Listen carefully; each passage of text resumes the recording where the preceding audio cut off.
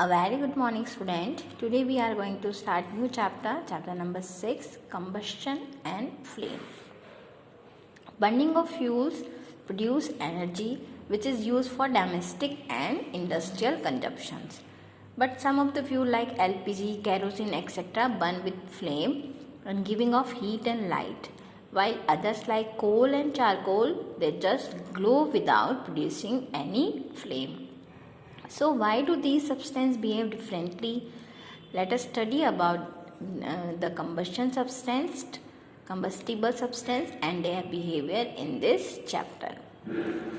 If you recall the activity burning of magnesium ribbon, which you have studied in class 7th, we learned that magnesium burn and it form magnesium oxide and produce heat and light. If the similar activity is happened with the charcoal and coal, we see that the charcoal and coal that is burned in air and they produce carbon dioxide, heat and light. So in this activity, the new substance is formed here. So we can say this change is chemical change. So what is combustion? Combustion is a chemical process in which substance react with oxygen to give off heat, that is called combustion. So we can say the process in which a substance combined chemically with oxygen to produce heat and light is called combustion or burning. Combustion is an oxidation reaction because oxygen is added. Oxygen is essential for the combustion. So the substance which burn readily, that are known as combustible substance. So the substance that undergoes combustion, that is known as combustible substance, and that can also known as fuel. Some example of combustible substances are wood, paper, straw, cloth, wax, kerosene, etc. So student, for the combustion, oxygen is essential. We can understand it by this activity. In this activity, if we fix a lighted candle on a table and if we put a glass chimney over the candle and rest it on a few wooden blocks such a way that air can enter in the chimney. And next, if we remove the blocks and let the chimney rest on the table and we observe the flame. After some time, we put a glass plate on the chimney and we observe the flame again. So what happened in these cases? We find that for the combustion, air is essential, air is necessary, because in the case A, the candle burns freely because the air can enter in the chimney from the below. But in case B, when the air does not enter the chimney from below, the flame flickers and produce smoke. And in the case C, the flame finally goes off because air is not available. So by this activity, we can prove that oxygen is essential for the combustion. When the person's clothes catch fire, what we do? We cover the person with a blanket to put off fire.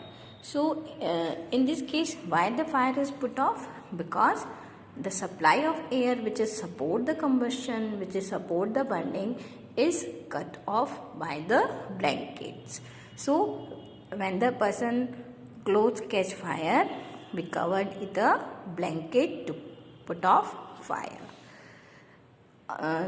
Different substance catch fire at different temperature. It is called its ignition temperature. So what is ignition temperature? The lowest temperature at which a substance catch fire is called its ignition temperature. Have you understood, student? What is ignition temperature? The lowest temperature at which a substance catch fire.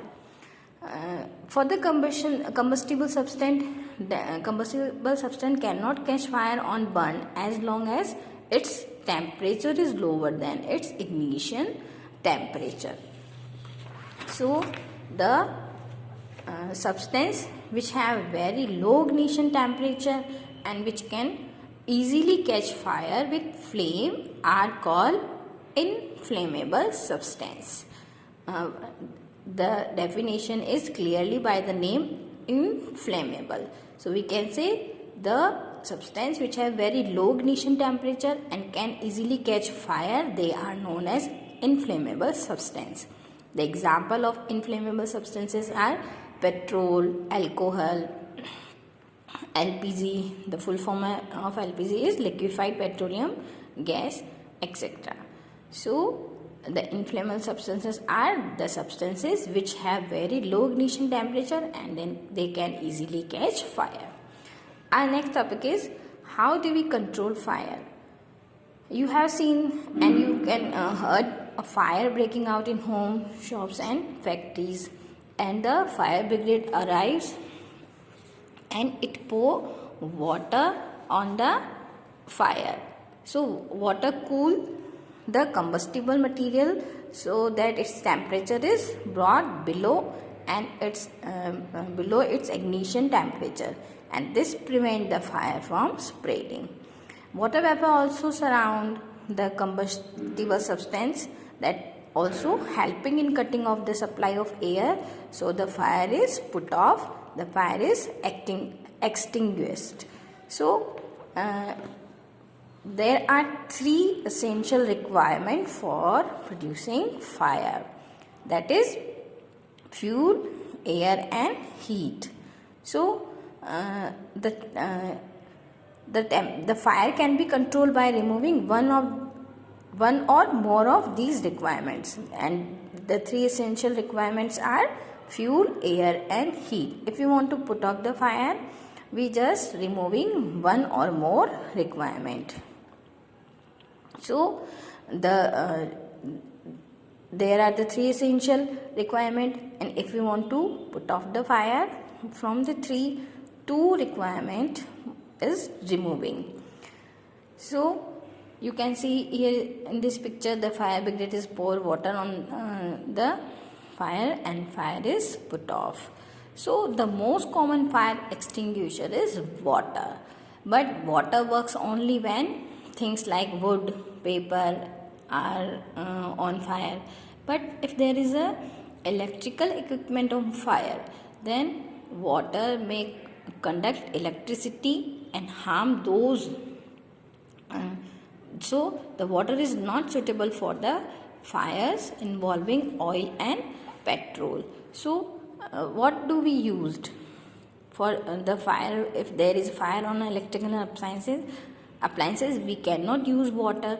So what we have to do for the fire that involving electrical equipments and flammable materials like petrol, carbon dioxide is the best extinguisher because it is being heavier than oxygen and cover the fire like a blanket. So since the contact between the fuel and the oxygen is cut off and the fire is controlled. So you can see in the picture there is a cylinder. So we use the LPG cylinder at home, like it carbon dioxide also fill in these cylinder. So when it is also stored at a high temperature as a liquid in a cylinder. So when the carbon dioxide is expands immensely in volume and cool down the temperature of the fuel. So if we want to get the carbon dioxide, we can release a lot of dry powder of chemicals like sodium bicarbonate, we can say that is baking soda, or potassium bicarbonate near the fire, because these chemicals also give off carbon dioxide. So student, the remaining part of this chapter we will take in a next class.